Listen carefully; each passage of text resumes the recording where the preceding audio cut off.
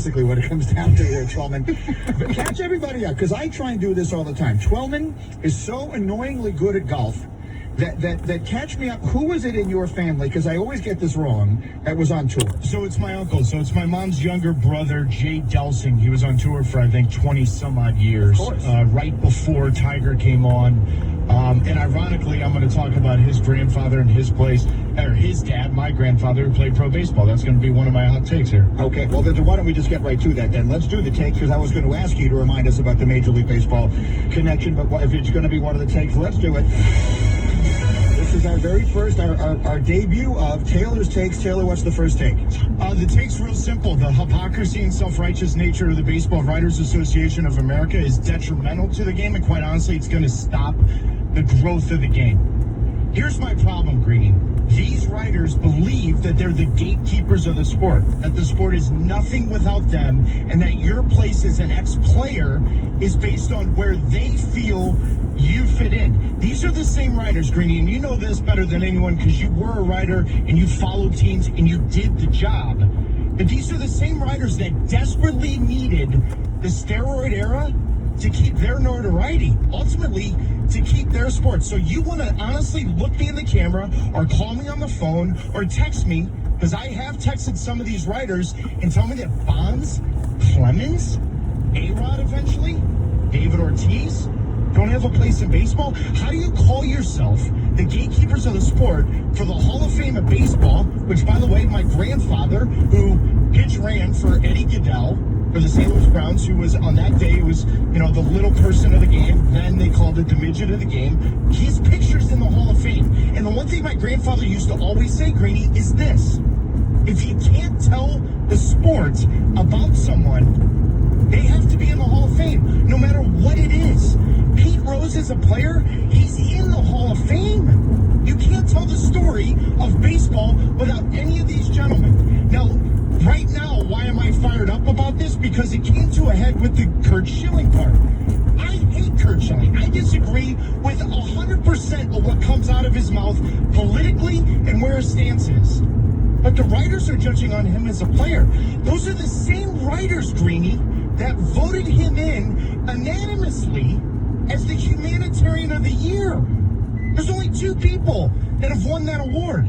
Now, I think Curt Schilling is a borderline player, but the moment you put Mike Mussina in, lose me with Curt Schilling's not in as a player. And you said this best yesterday. In my lifetime, Jack Morris may be in the conversation, but at Game 7, you hand that guy a ball, I'm not sure Curt Schilling is in a class with anyone else. In my lifetime, I'm 40 years old. I just think the Baseball Writers Association of America, where they believe their importance is, I think it's astronomically different than where the players believe. And I think when Curt Schilling said, I want to go to the Veterans Committee, do you know what he's saying? I wanted to go to the guys that know what it was about, and it was about playing, not about political views. And I'm not going to argue with anyone that he's politically off his rocker. But your job is to judge the sport of baseball on the field, regardless of that character clause that is in there. Because then, Greeny, they've got to convince me, where's the line? It's a great take, and it's obviously one that we've heard over and over again, and the Schilling thing is so different from the Bonds-Clemens piece of it. Yes, I did say yesterday, and I just for those who didn't hear it, if you told me that I needed to hand a baseball to one person and say, go out and win this game, my life hangs in the balance, of all the pitchers I've ever seen, Curt Schilling would be right near the top of that list. The Bonds-Clemens of it all, and the symmetry of it, Taylor, is that next year will be the last year Bonds and Clemens can be on the ballot, and it'll be the first year that A-Rod can be on the ballot. A-Rod hit 696 home runs as an historically great shortstop who willingly moved to third base in order to be on a better team. So he's an infielder, a middle infielder, basically, who hit almost 700 home runs. So, yes, look, if you heard it yesterday, I said it, and I've said it now for several years. I agree with you. I believe those guys should be in the Hall of Fame. So I agree with Taylor's very first take.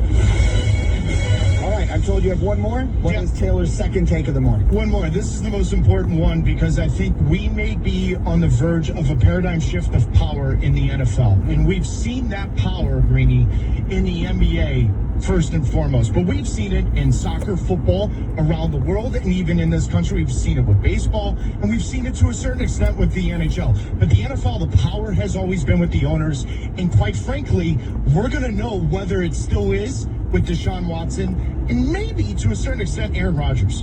Because if Deshaun Watson, on the verge of signing one of those monumental deals in the NFL, I know it wasn't on the level of Patrick Mahomes, but he gave himself a no-trade clause, and now he's dictating, you know what, I'm out. I'm not going to play. Now, Adam Schefter, over the last 10 minutes, has tweeted out the penalties that come if he doesn't show up, and the Houston Texans don't want to honor that request of a trade. But, Greeny, what if they do honor it?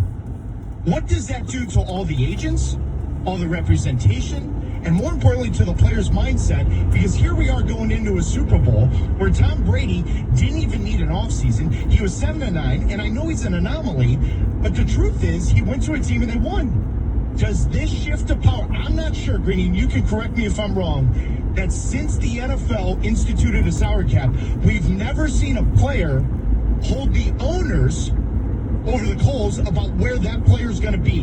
Deshaun Watson's doing that right now. Maybe Aaron Rodgers does. We don't know that, and that may evolve.